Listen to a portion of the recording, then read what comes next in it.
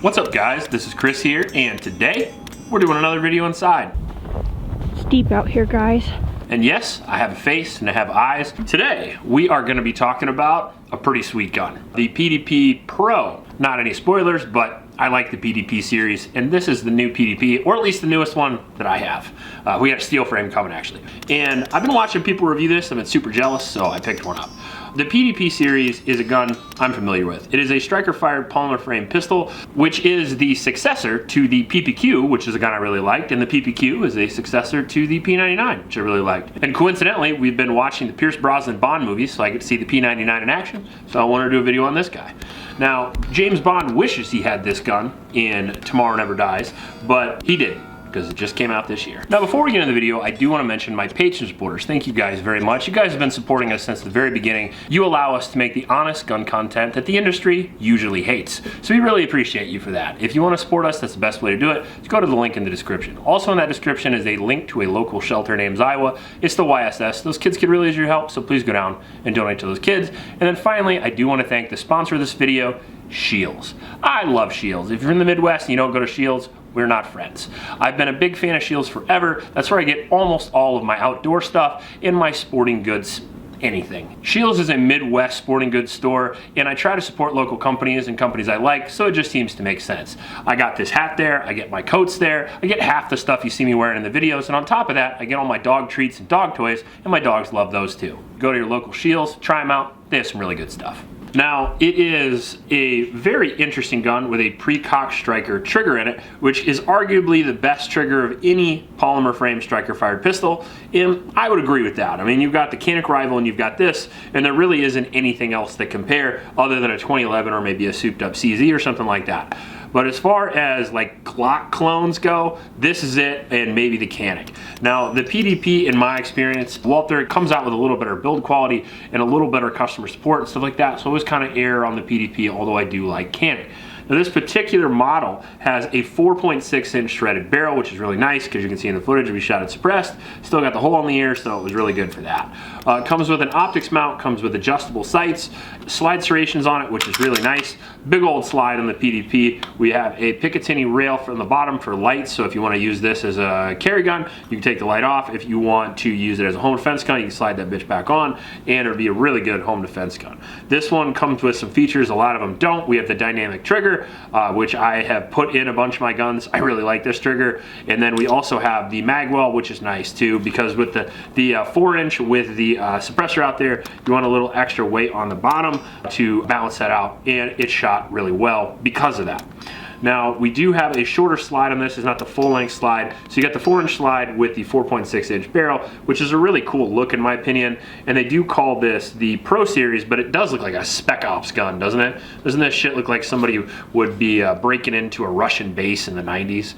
I mean, I feel really good about this gun. I definitely feel like this is the gun Bond should use in the new Bond, because it looks very sexy, in my opinion. I'm a big fan of this. And as it turns out, when we shot it, I was a big fan of it as well. So far, we've been having some issues with suppressor guns. And you guys haven't seen this because we have shot a bunch of guns, suppressed handguns, and they didn't work, so we didn't get to do a video on them. But this one worked great, so here it is. We didn't have to change the spring, we didn't have to do anything like that. We just threw in some 147 grain subsonic, threw my Omega 9K on, and went to the races. And it shot really well and really fast. The trigger's insane. I haven't shot a PDP in a while, and I was really impressed with it, especially because I've been shooting Glocks and stuff like that lately, and I'll show you that right here. So, little take-up. A lot of people talk shit about take-up. Take-up's good, so you don't accidentally fire when you don't want to. Take-up, prep the trigger. Look at that break. I mean, you're talking about 4 pound, 3.5 pound. Ooh, right there. So a little bit longer reset than like maybe my Atlas or maybe a Staccato, but it's real close, and for a polymer frame pistol, that's really good. So trigger is absolutely excellent. Trigger guard is huge. So even if you live in Iowa, like right now when it's like 15 below and you're wearing gloves, you can still use the damn thing. Now, some of the upgrades that PDP has over the PPQ, first off, we have the longer grip. This one doesn't, but if you get a full size, you can. But mainly you get all this awesome texture on the PDP, which does help out because the biggest con of the PDP, really the only con, is that it's snappy. It is a little snappy. It's a very light gun, and they have a little bit higher slide than a lot of guns, so sometimes it feels like you're getting a little bit more pushback. Now, you put a suppressor on there, you don't notice that because you got like 8-9 ounces hanging off the end there. Now the weight on this guy is only 22 ounces, which is very, very lightweight, especially for what you get. You get a good upswipe trigger guard, you get a big trigger guard, which is nice, you get good slide serrations, you get decent sights, threaded barrel, Picatinny rail, good texture, magwell, adjustable sights, and the optics mounting system.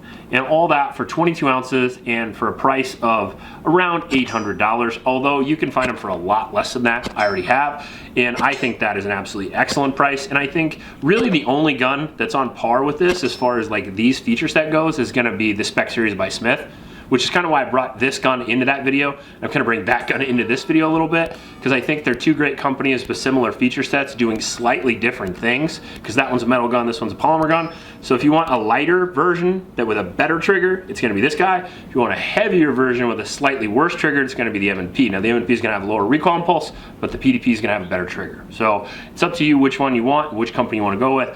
Both of them so far have been very reliable. We've had 500 rounds for this now with no failures at all, which is really impressive because most of that was suppressed. And we use subsonic ammo, use a suppressor. A lot of times you have issues. With the PDP, we did not.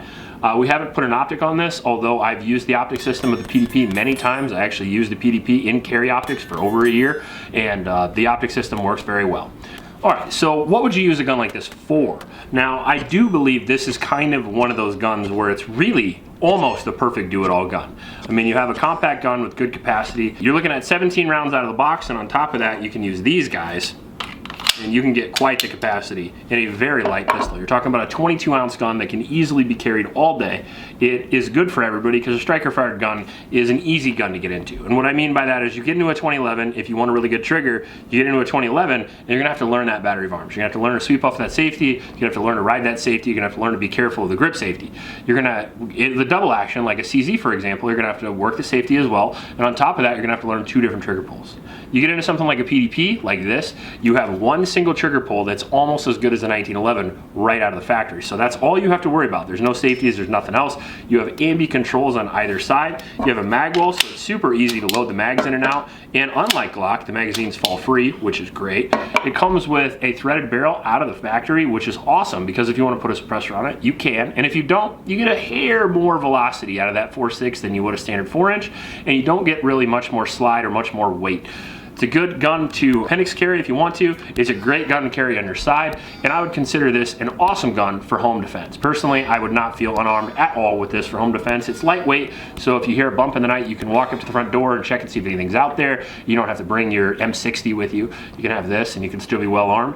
Surefire X300 on the front is really good. You can run the standard sights or you can put an optic mount on it, and I would suggest the Trijicon RMR for home defense or even concealed carry. I've always been a huge fan of the RMR, and I don't know a whole lot of things that have eclipsed it yet. I obviously run the SROs a lot in the video, but that's usually for competition. Honestly, the SRO for like duty use scares me a little bit because I've broken several of them just by sliding them off a freaking table, and that's just not quite enough durability for me to be fighting with the gun.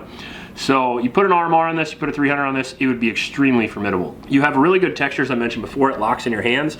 And I said the big downside of the gun is gonna be the snappiness, but honestly, you guys have seen me shoot PDPs, and if you have a little bit of hand strength, a little bit of good technique, you can shoot these extremely fast. And the reason for that is because recoil impulse is usually not the thing that hampers people when it comes to rate of fire. Usually that is trigger reset, in which case, the PDP is absolutely excellent. You can get on the trigger and off the trigger super fast, and that equates to really fast follow-up shots, and that equates to victory. Whether that be in competition, whether that be in home defense, self-defense, victory is a good thing. So speed and accuracy come in droves with the PDP, and I think with this particular PDP, you get pretty much everything you would want out of the box right away for a good price. You get good mags, you get a good feature set. I would say maybe the one thing I would change on this, that I might change on this, might be the sights. You know, the 3-dot sights are okay. They're better than like the Glock Square. That being said, they're not perfect, and the adjustable polymer or the adjustable sights that come on the PDP, although I've never broken them, they always kind of look like something I could break, so I usually swap them out for Trijicons. Now, I'm a bit of a Trijicon fanboy, so you gotta be aware of that. There's plenty of other great sights out there. If you want the exact same sighting setup that Trijicon has for cheaper, go with the Ameriglow. The Ameriglow Spartans or the Hackathorns. I run those in an awful lot of my guns. You can get them for under $100, and they're phenomenal sighting setup. Now, one of the reasons we didn't run an optic on this is because lately I've been running a lot of optics on a lot of suppressor guns, and that causes a lot of problems because you basically can't ever see anything.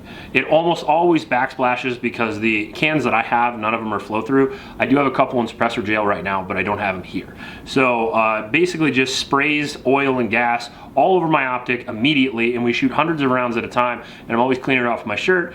And honestly, I can shoot iron sights just as well. What did you think of it? I loved it. The only things that I felt were cons was, like you mentioned, the snappiness. Which is worse on you because smaller hands, Yep. less recoil control. And I'm also less strong. Yep. So, well, I hope so. I'm twice your size.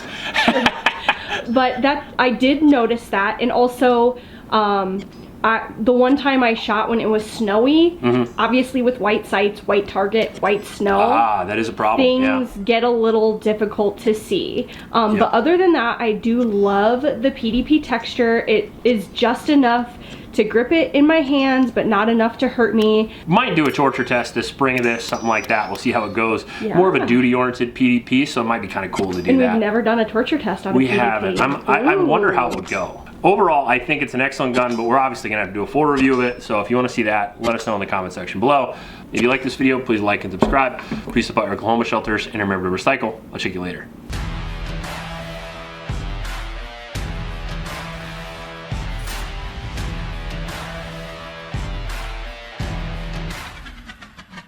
I'm all over the place. I drink too much coffee. Fucking wigging out at like 400 milligrams of caffeine.